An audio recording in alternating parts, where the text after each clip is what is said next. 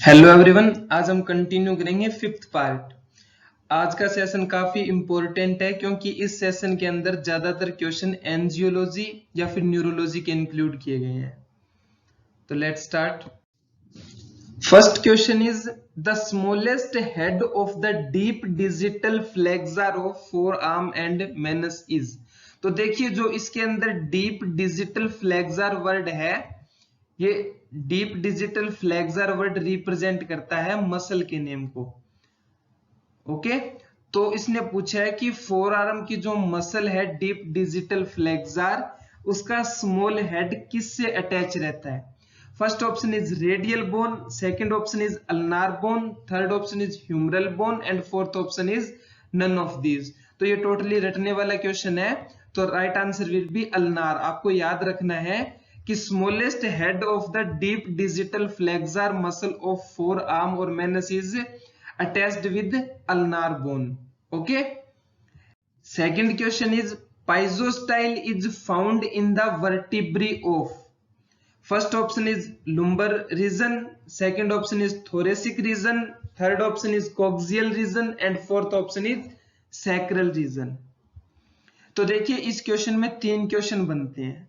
First question होता है कि व्हाट इज पाइजोस्टाइल। ये जो पाइजोस्टाइल है ये एक्चुअली में है क्या। तो देखिए, pygostyle is a bony projection that is formed by the fusion of caudal vertebrae. जो कॉडल रीजन की वर्टिब्री है उनके फ्यूजन से एक बोनी प्रोजेक्शन बनता है, that is known as pygostyle. दूसरा क्वेश्चन इसमें फॉर्म होता है कि पाइजोस्टाइल इज फाउंड इन, किस टाइप के एनिमल में पाइजोस्टाइल प्रेजेंट होती है। तो देखिए, pygostyle is found in poultry birds. Okay, जो पोल्ट्री बर्ड्स फाउल हैं उनके अंदर पाइजोस्टाइल प्रेजेंट होती है। As the definition suggest, it is formed by the fusion of last caudal vertebrae. तो लास्ट वर्टिब्री कौन सी होती है? Coccygeal vertebrae. जो कोक्सियल रीजन की वर्टिब्री होती है वो वर्टिब्री फ्यूज होके एक बोनी प्रोजेक्शन फॉर्म करती है, that is known as pygostyle and this is present in case of birds और fowl. Okay, next question is muscles are named on the basis of. First option is structure, second option is attachment, third option is action and fourth option is all of this. तो देखिए, muscles को जो classification है, जो naming है, वो इन तीनों basis को इंक्लूड करके की गई है। ओके, तो right answer will be all of this. देखिए, हम मसल्स को बेसिकली तीन पार्ट में क्लासिफाई करते हैं, skeleton muscle, visceral muscle, cardiac muscle. Okay, तो देखिए, जो स्केलेटन मसल है वो अटैचमेंट के बेस पे है, जो स्केलेटन से अटैच है, जो स्केलेटन की बोन है उनसे अटैच है, उनको बोलते हैं स्केलेटल मसल्स। ओके, और इनके एक्शन पे भी डिपेंड करते हैं, क्योंकि जैसे वोलेंट्री मसल्स और इनवोलेंट्री मसल भी क्लासिफिकेशन है एक। तो इनवोलेंट्री मसल और वोलेंट्री मसल एक्शन के बेस पे हो गया। ओके, और जैसे डीप फ्लेक्सर मसल अभी हमने लास्ट क्वेश्चन में डिस्कस किया, तो देखिए, जो फ्लेक्सर मींस टू से जो बॉडी पार्ट को फ्लेक्सर मतलब डायलेट करे। ओके, तो जो बॉडी मसल्स की क्लासिफिकेशन है वो स्ट्रक्चर, अटैचमेंट और एक्शन, इन तीनों बेसिस पे की गई है। नेक्स्ट क्वेश्चन इज काफी इंटरेस्टिंग और इंपॉर्टेंट क्वेश्चन है। Dental formula of horse is, और ये हमें डेंटल फॉर्मूला परमानेंट टीथ के केस में डिस्कस करना है। जैसा कि सबको पता है, टू टाइप के टीथ होते हैं, एक टेम्परेरी टीथ, एक परमानेंट टीथ। पर हम जो डेंटल फॉर्मूला डिस्कस अब करेंगे वो परमानेंट टीथ का करना है। फर्स्ट ऑप्शन है कि अपर जा में 0033 और लोअर जा में 3133। सेकेंड ऑप्शन में कि अपर जा में 3133 एंड लोअर जा में 3133। सी ऑप्शन में है कि हॉर्स के अपर जा के अंदर 3142 और लोअर जा में 3143। और फोर्थ डी ऑप्शन में दिया है कि हॉर्स के अपर जा में 3143 3143। तो देखिए, अगर हॉर्स की हम बात करें तो right answer will be B option, 3133 upper जा में और 3133 लोअर जा में। एक बात और याद रखनी है, जो ऊपर जब हम लेफ्ट टू राइट रीड करते हैं तो जो सबसे लेफ्ट में होता है वो कौन सा होता है? इंसिजर, फिर कैनाइन, फिर प्रीमोलर एंड लास्ट में मोलर। ओके, जो इसके अंदर ये फर्स्ट ऑप्शन हमने यहाँ पे डिस्कस किया है, ये होता है ओक्स के केस में। ओके, ये हमें कर ही लिया हॉर्स के केस में, and this is present in case of dog.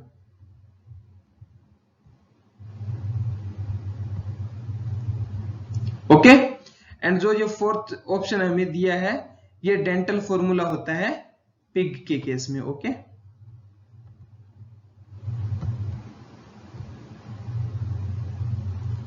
Okay, तो बी ऑप्शन हॉर्स का डेंटल फॉर्मूला है, ए ऑप्शन ओक्स का है, सी ऑप्शन डॉग का है, and fourth option is dental formula of pig. और ये जो डेंटल फॉर्मूला है, ये परमानेंट टीथ के लिए डिस्कस किए गए हैं।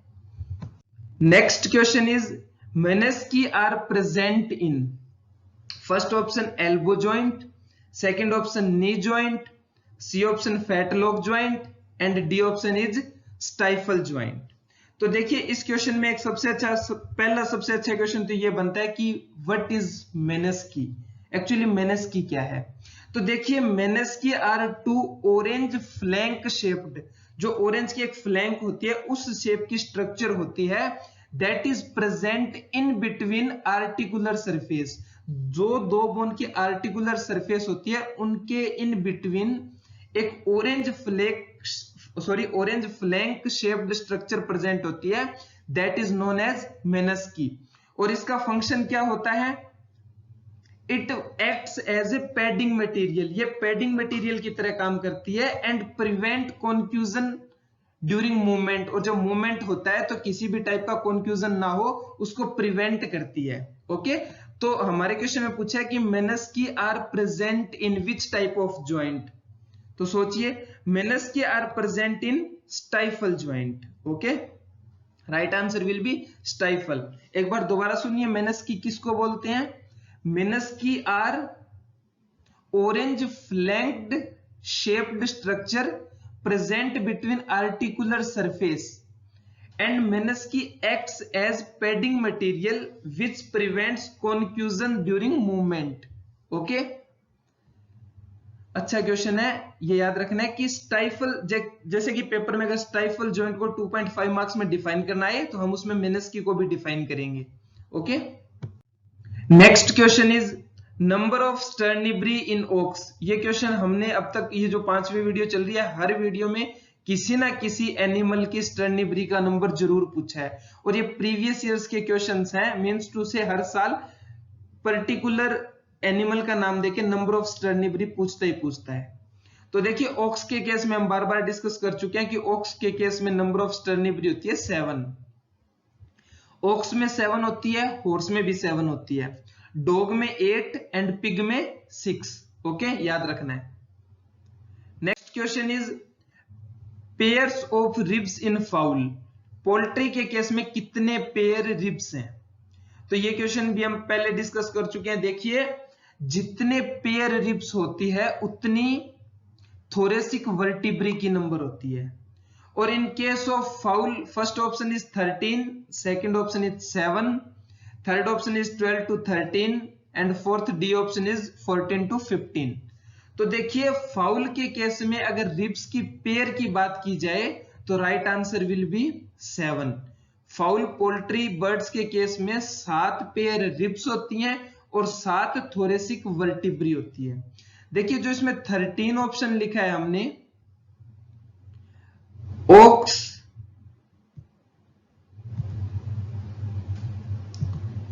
और डॉग के केस में,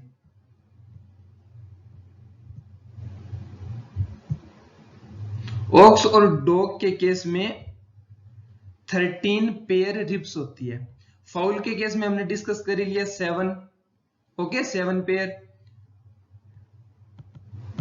रैबिट के केस में 12 to 13।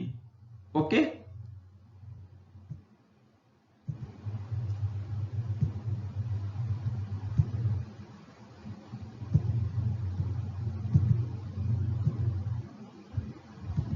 और जिसमें लास्ट फोर्थ ऑप्शन है 14 to 15, ये होता है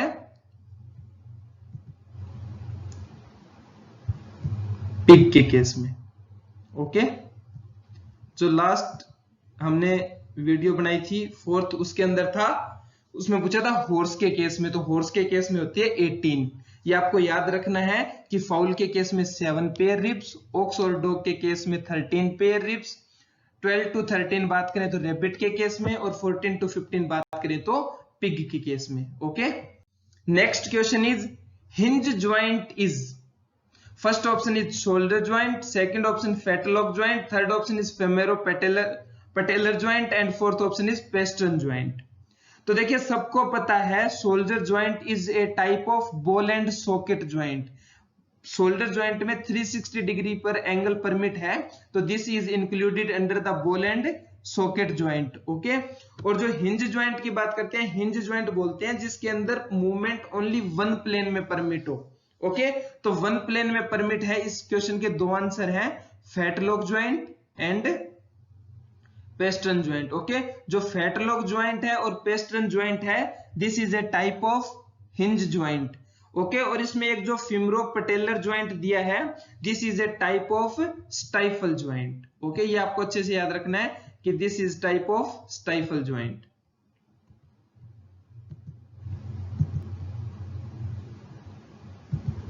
this is a type of stifle joint. और मैंने आपको बता दिया जहां पे भी स्टाइफल ज्वाइंट की बात होगी वहां पे मेनिस्की का क्वेश्चन डिस्कस करना इंपॉर्टेंट है। मेनिस्की का क्वेश्चन हम डिस्कस कर चुके हैं। ओके, और शोल्डर जो ज्वाइंट है वो सबको पता है, बॉल एंड सॉकेट का टाइप है।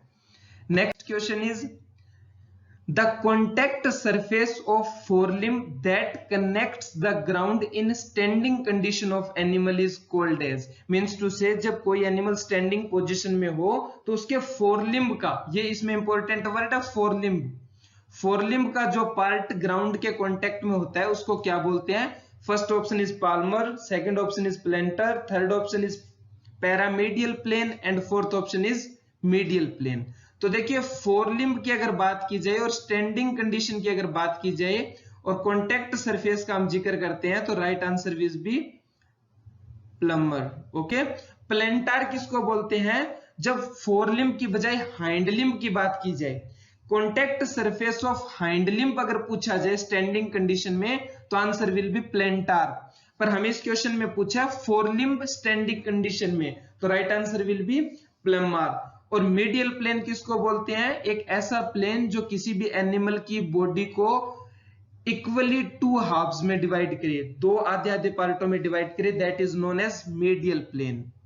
और पैरामीडियन प्लेन किसको बोलते हैं? Any plane that is parallel to medial plane, किसी भी मीडियल प्लेन के पैरेलल जो दूसरा प्लेन होता है उसको बोलते हैं पैरामीडियन प्लेन। ओके, इसमें प्लम्बर और प्लेंटार में डिफरेंस पता होना चाहिए। फोरलिम्ब का जो स्टैंडिंग कंडीशन में कॉन्टेक्ट सरफेस है दैट इज प्लम्बर, एंड जो हाइंडलिम्ब का स्टैंडिंग कंडीशन में कॉन्टेक्ट सरफेस है that is known as plantar. Okay, next question is fastest gait in horse. First option is gallop, second option is trot, third option is canter and fourth option is walk.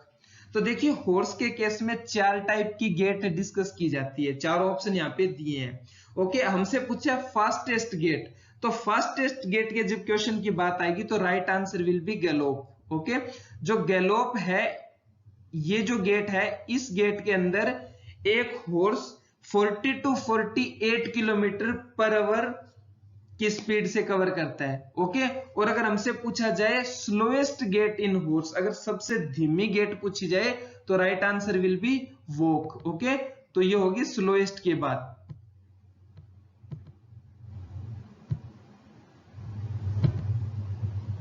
ये slow है और ये fast है।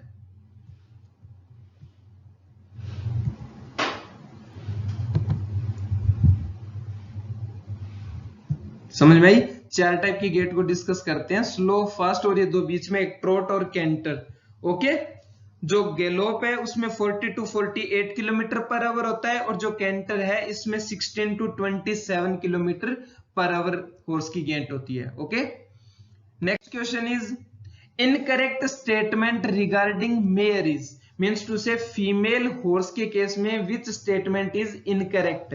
First option is right kidney is heart shape. Okay, second option is left kidney is bean shaped, third option is ovaries are bean shaped, and last fourth option is sub urethral diverticulum is well developed. तो देखिए अगर हम mayor के case में बात करें तो ये बात बिल्कुल सही है कि जो राइट किडनी है वो हार्ट शेप होती है एंड जो लेफ्ट किडनी होती है वो बीन शेप होती है एंड जो ovary are also bean shaped, but this statement is incorrect. In case of अगर मेयर बात की जाए तो सब urethral diverticulum is absent. Okay, अब देखिए एक क्वेश्चन माइंड में अराइज होता है कि what is sub urethral diverticulum.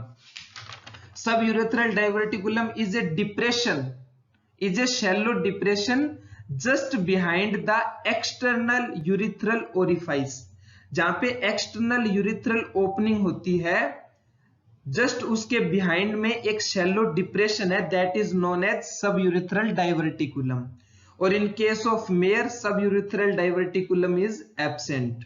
Okay, और ये याद रखना है कि right kidney is heart shape, left kidney bean shape and ovary is bean shaped. Okay, next question is cranial nerves associated with organ of corti।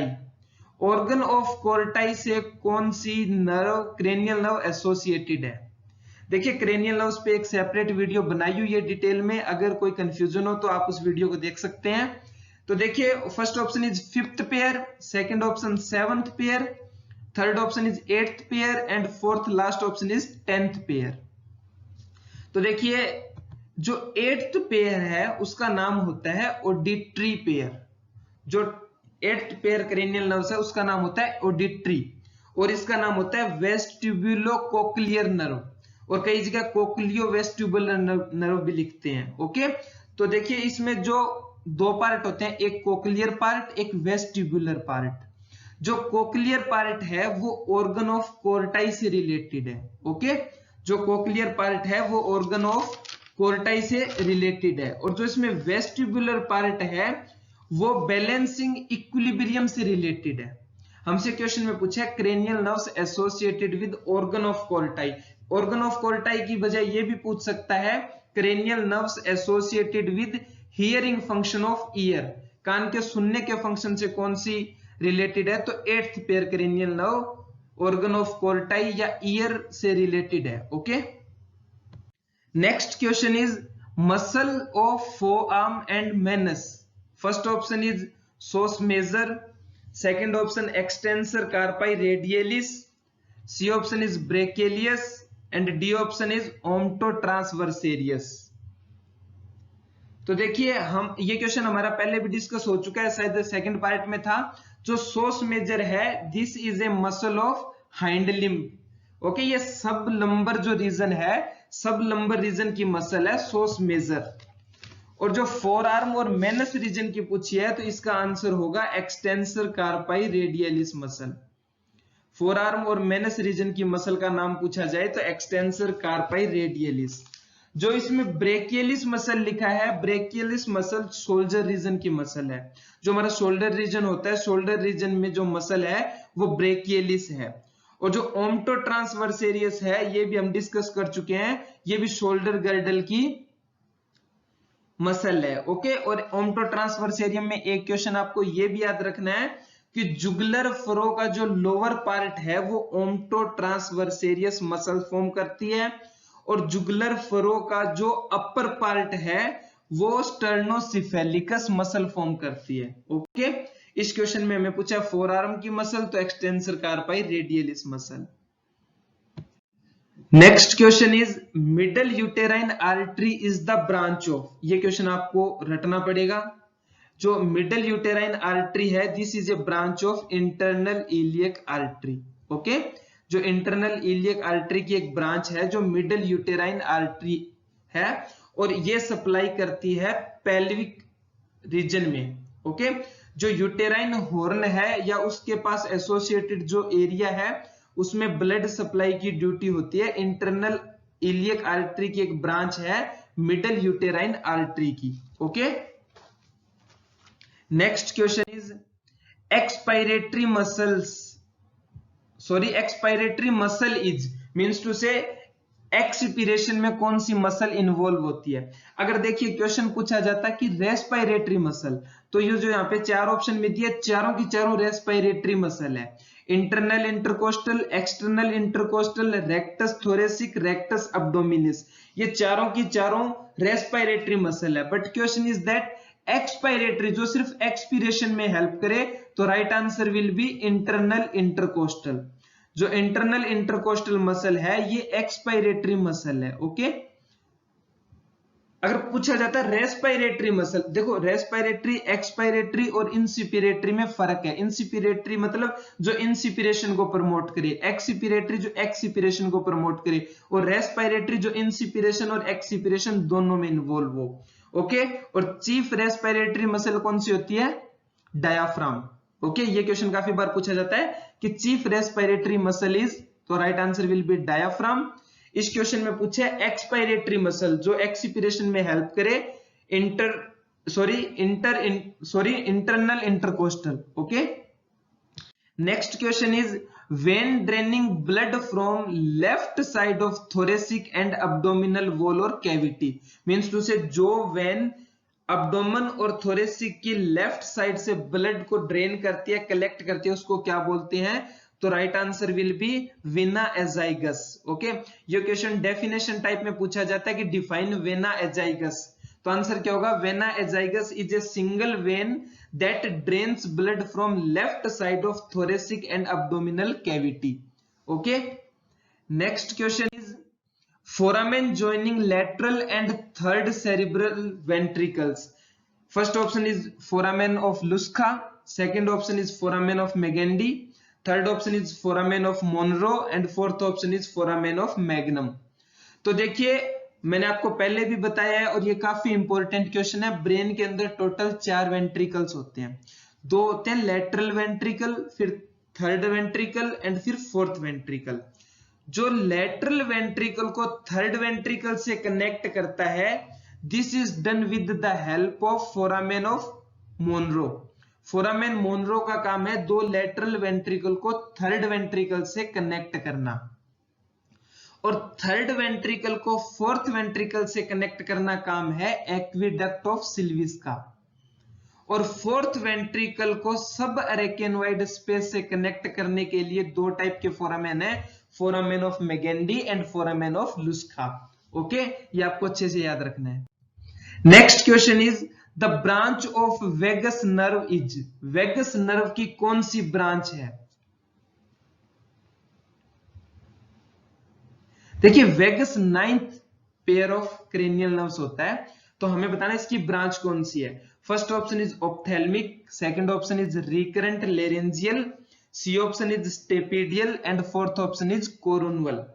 तो देखिए अगर जो ऑप्थेल्मिक ऑप्शन हमें दिया है, हमें याद रखना है कि ophthalmic is a branch of trigeminal nerve, recurrent laryngeal is the branch of vagus nerve. Okay, और जो स्टेपिडियल सी ऑप्शन है, this is the branch of facial nerve, और जो कोरोनवल दिया है, coronal is the branch of ophthalmic nerve and ophthalmic is a branch of trigeminal nerve. Okay, हमें question में पूछा है वेगस का, तो right answer will be recurrent laryngeal.